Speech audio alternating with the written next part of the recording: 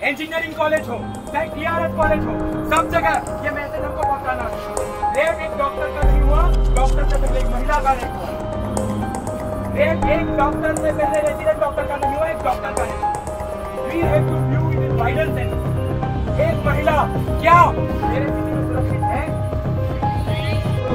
बहुत ही बीभत्स और दर्दनाक घटना पश्चिम बंगाल में हुई है। नर पिशाचों ने एक डॉक्टर के साथ दुष्कर्म करके और उसको मौत के घाट उतारने का जघन्य अपराध किया है। पश्चिम बंगाल पहले से भी पश्चिम बंगाल में एक महिला डॉक्टर के साथ पहले तो दुष्कर्म, फिर उसकी हत्या कर दी गई, जिसके बाद पूरे देश के डॉक्टरों में आक्रोश है। डॉक्टर सांकेतिक हड़ताल पर जाने के साथ जगह जगह विरोध प्रदर्शन कर रहे हैं। इस मामले में स्वास्थ्य मंत्री एवं उप मुख्यमंत्री राजेंद्र शुक्ल ने घटना को लेकर डॉक्टरों के आक्रोश को जायज बताते हुए उनके साथ खड़े होने की बात कही। उन्होंने कहा कि बहुत ही विभत्स और दर्दनाक घटना घटी। नर पिशाचों ने एक डॉक्टर के साथ दुष्कर्म कर मौत के घाट उतार देने का जघन्य अपराध किया है।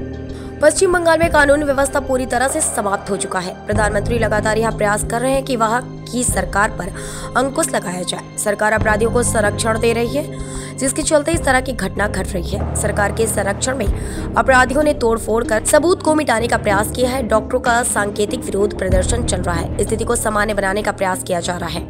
अपराधी को फांसी के फंदे तक पहुंचाया जाएगा। हम डॉक्टरों के भावनाओं के साथ हैं। उन्होंने कहा कि ममता बनर्जी इस घटना पर भी राजनीति कर रही है। पश्चिम बंगाल के लोग कहते हैं कि वो डर के कारण वोट डालने नहीं जाते। ममता बनर्जी के कार्यकर्ता वोट डाल देते हैं। क्या कैंपस के अंदर नशेड़ी होने चाहिए? नहीं। क्या इसकी जिम्मेदारी मेरी और आपकी है? इसकी जिम्मेदारी है हम सब की, सिर्फ प्रशासन की नहीं है। हाथ मलते रह जाएंगे। अगर हमने अपने लिए कुछ नहीं किया तो प्रशासन कुछ नहीं कर पाएगा। आज ये हुजूम दिखाता है कि हमारा हृदय दुर्बल नहीं है। हम नॉन वायलेंस दिखा करके अपने हृदय का दौर्बल्य नहीं दिखा रहे। अगर हम चाहेंगे, अगर ये भीड़ चाहेगी, हर एक कॉलेज, हर एक प्राइवेट इंस्टीट्यूशन में जाकर के हम पैगाम दे सकते हैं कि हमारी बहन, हमारी माओ को हाथ कैसे लगाए। अगर बुरी दृष्टि भी कोई डालेगा तो उसको, आपको पता है क्या करना है, मुझे पता है क्या करना है। We are failing as a society because our colleagues are not able to settle line. अगर वो लोग अनेबल है तो आप लाइन खींचिए। पूरी नजर वाले ऊपर उठा के देख भी कैसे सकते हैं। ये मुझे पता है कि कोई भी इमोशनल होके सच बात नहीं आती। मैं कोई भावुकता में नहीं बोल रहा। This is I am talking in very little sense. You all should convey. 9 अगस्त मैं आज यहाँ से कह रहा हूँ, हमारी अस्पताल में हर 9 तारीख बना दो इनकी रेपिंग डे। लो हर लेक्चर में बोलो 9 अगस्त को खुलेआम बोलो, साले रेप किया तो पुलिस से पहले हम जाएंगे। न्याय कोई नहीं देगा, हमको पता है। पुलिस और न्याय तंत्र अपना काम अच्छे से करेगा, पर ऐसा होता ही क्यों? आज ये मोमबत्तियां उठ जाएंगी और अपने सीने में जो आग लगे उसको बुझने मत देना। लेकिन वो आग बुझ गई, आपकी माँ बहन में क्या सुरक्षित नहीं रह पाएगा। क्या आप मेरे साथ हैं? जस्टिस, जस्टिस,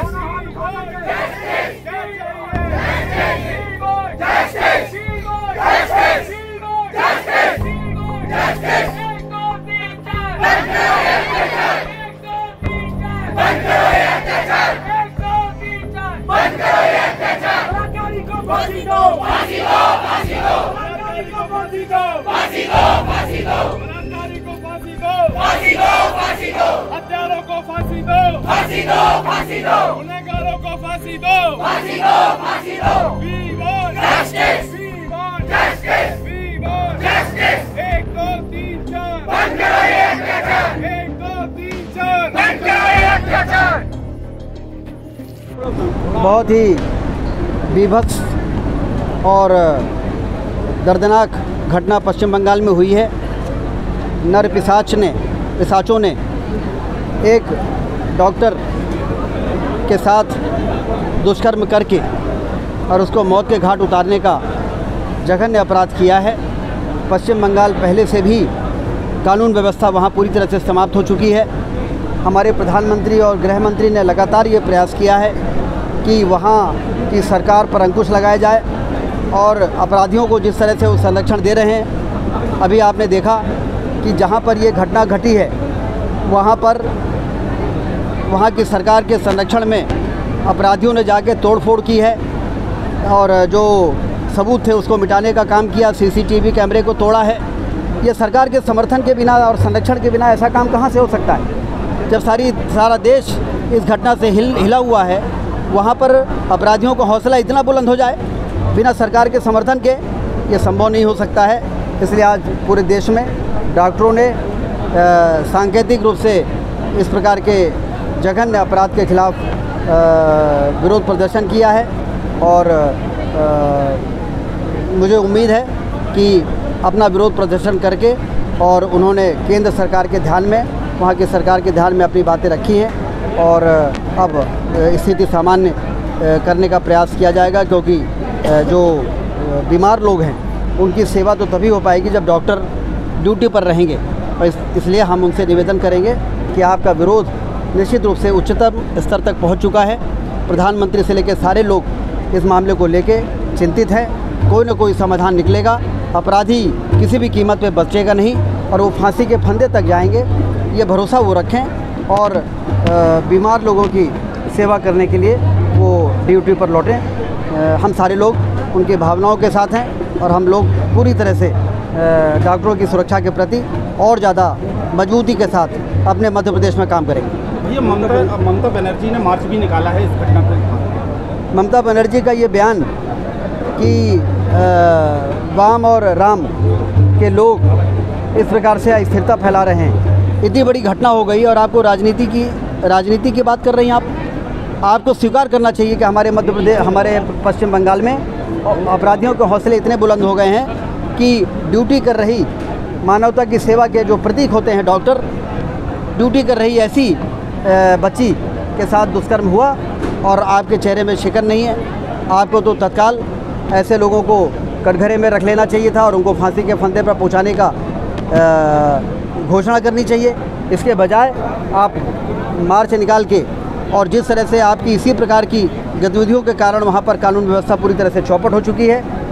लोग चुनाव में वोट नहीं डाल पाते हैं। पश्चिम बंगाल में जो लोग रहते हैं वो कहते हैं कि हम लोग वोट नहीं डालने जा पाते, हम लोगों को डर रहता है, हम लोग घर में रहते हैं, हमारा वोट ममता बनर्जी के कार्यकर्ता डालते हैं। तो इस प्रकार से ये तो अनार्की है, अराजकता है, लोकतंत्र का अपहरण करने का प्रयास हो रहा है। और जब ऐसा राज चलता है तो अपराधी इसी प्रकार से दुष्कर्म करने के लिए उनके हौसले बढ़ जाते हैं। इसको कुचलना होगा और इसके लिए केंद्र सरकार कोई न कोई योजना बना के कुछ ना कुछ ज़रूर करेगी।